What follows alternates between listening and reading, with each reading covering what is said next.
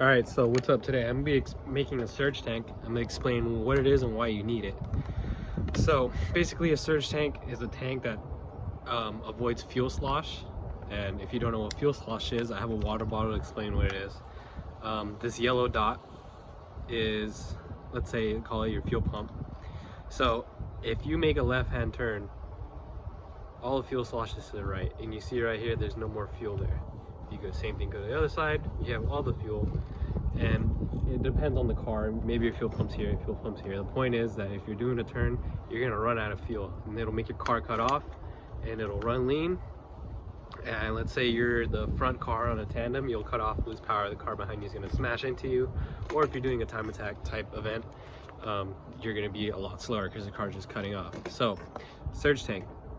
Essentially what that does is it's always gonna be full because the volume of fuel going into the tank is greater than what's coming out. So you have one fuel line going from your factory tank to the surge tank, and then out to the fuel rail, and then the return from the fuel rail goes back into the surge tank, and then the excess pressure returns back into your factory fuel tank. So I'm gonna build that today. First I need to figure out where I'm gonna put it. So now we have all this room to build whatever I need to build. I think I'm gonna mount the surge tank up against this, and maybe mount the fuel pump up here or over here. I haven't decided yet. We'll see once I get everything made up. So I think right here is probably the best spot for the surge tank, right in the middle, so that if I get hit from the left, nothing hits me, or the right, nothing hits me, or from behind. Surge tank is safe right in the middle. And then maybe I'll mount the fuel pump like right here, right next to it. So take measurements and start making it. about 10 by 6. I'm going in between these two lines. I think that's where I want it. And for those of you that are wondering, why am I making a surge tank myself instead of buying one, is because buying one, I think it's about $250, $300 for a nice one that I would want, versus me making one for metal that I already had and a welder and gas that I already have. It's gonna cost me virtually $20 in like welding materials, and I had to buy fittings, which is like another, let's say $10 each, with 4 fittings and adapters for another 4 on top of that. So I think I'm all in for about $50 making a surge tank. So that's why I'm making one and not buying one. And it's a lot cheaper for me to just do it. I have the skills and knowledge too, and that's why. Otherwise, I would just buy one. It would probably look way better and be way nicer, but I'll just make one.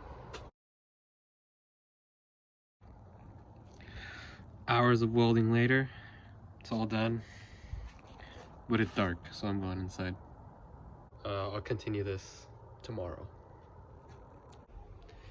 It's a few days later. It was raining the past couple days. Got the tank, got the fuel pump, got a fuel filter, 300ZX fuel filter. So now I just got to figure out where I want to put all this stuff, plumb it all up, and it should be that simple.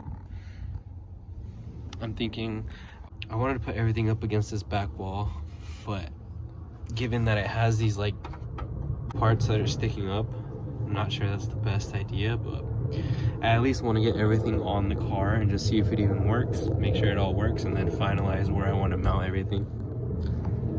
For now, I'm just going to plumb it all up and just see if it works, see if it works properly, and if it starts up and everything's good, like I said earlier, I'll finalize it all.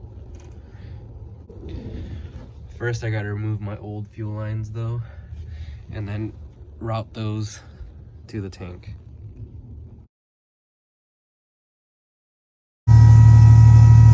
Here we are, a couple hours later.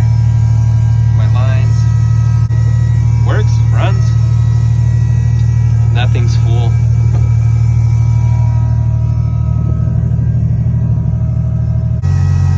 I had one leak. It was just this fitting being loose, so it scared me a little bit.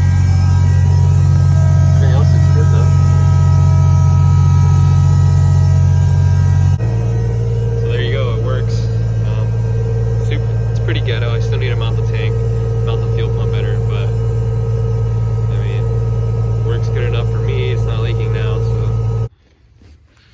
So a quick explanation on how this works and how this always stays full. I still have the fuel pump in the tank, which is feeding this, right? And the return from the fuel rail also feeds into this. So fuel pump in the tank feeds this. This fills up, and then I have the secondary fuel pump, which sucks in the fuel that's in here, goes out to the fuel rail, and then returns back into the surge tank. And then from here, naturally the pressure from the fuel pump and the return returns back into the stock tank. So kind of weird to explain, but that's how this always stays full, because the return from the fuel rail and the feed from the fuel pump is greater than what the engine is consuming. So naturally this will fill up, and once it's full, it's gonna have to return somewhere, so it returns back into the tank. So that's my basic setup. The only reason I use these rubber lines instead of AN lines is because it was quicker and easier to adapt to my stock fuel lines that are under the car. They're 5/16, so rubber hose. Really quick, really easy, rather than making AN lines all day, spending hours making 1, 2, 3, 4, 5, 6 AN lines, when this whole setup probably took about 2 hours to get done. Yeah, that's all I got. It runs, it works. I'm gonna mount the surge tank better off camera, and I'm also gonna mount up the fuel pump a lot better off camera. There's some better clamps that I can get, so I'll be using those. I'll post a picture on Instagram of the final setup, but that's all I got. Thank you guys. Alright, so I lied. I'm actually gonna finish fully mounting of the fuel pump and the surge tank. I got these clamps, I got these little rubber mounts to go from the cage to the fuel pump. I also have bought a 90 to replace that 45 that I have on the fuel pump, along with some new hose. And this is some heat shrink that's going to go around the clamps so that it's not just rubbing up against the fuel pump. There's those guys. Fits pretty good. Fits perfectly, actually. There we go. Little heat shrunk, looks nice. There we go. Little rubber mounts, the clamps, heat shrinked. I actually think that looks pretty good. So this 45, I wasn't gonna replace it with the 90, but I think the 45 is gonna work out just fine. I'm still gonna remake it and use a different hose, because I don't know if this is E85 compatible. But this new one that I bought, I know for sure it is, so I'm gonna use this instead of that one. If you're not familiar with AN fittings, these ends are reusable. They come apart. I'll show the two pieces right now once I get that apart, and this side as well.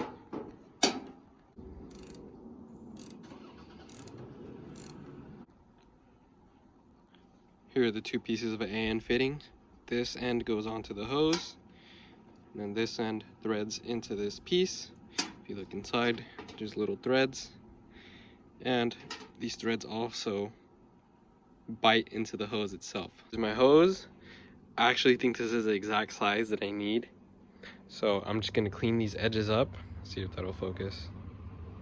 I'm gonna clean these edges up, and that's important to have clean because it'll help you get the fitting on, and it'll seat flat inside on the lip that fitting has.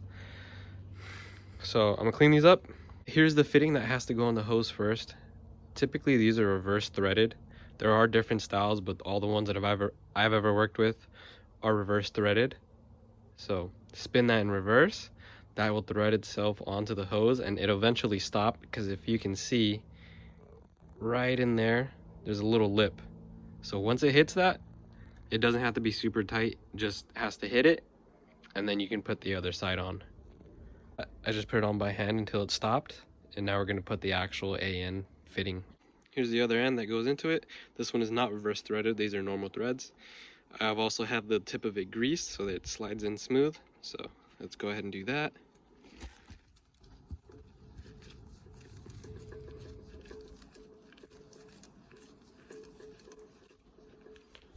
There you go, got it started easy. Now you can use a wrench. I'm using a ratchet wrench.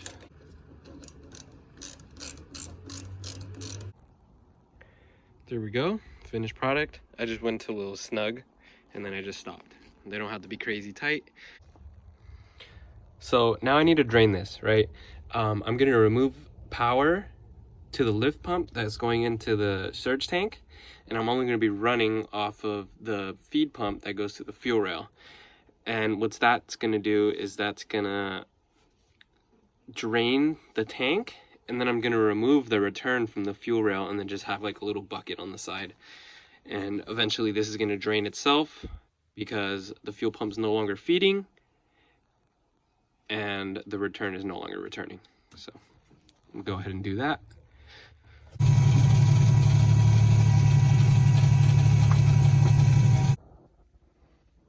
It got dark.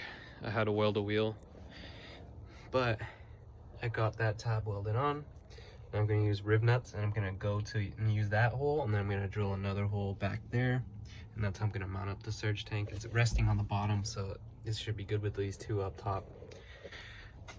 That's it, all installed. And then I'm going to make a rubber grommet, like how I was saying, to go around all the fuel lines. I'm just going to use vacuum line, cut it to size, and then make a split down the middle and wrap it around, and that should be good enough. There we go. Little piece of rubber. Came up a little short, but it's fine. Now we go to Riley's and get some rib nuts. Steal them from him. I'm on my way to Riley's. Rib nuts aren't free though. Little burrito, private passenger. Alright, I'm here at the Riley shop. Got Topher. Riley, where you at? 6 mils. Oh, fuck. Take a pic. First hole drilled. Now I got my rib nut on there, on the gun. Press it in. There's one. Also, you want to be mindful, the gas tank is behind this. That's if you are drilling a hole on this specific car.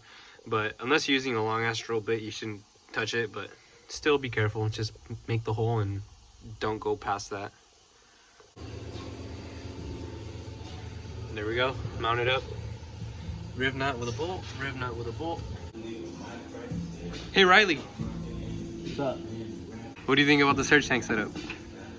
Oh, I don't know, I haven't seen it yet. Let's go look at it. Oh yeah, check it out. So apparently Justin put a surge tank in his car. Oh, nice.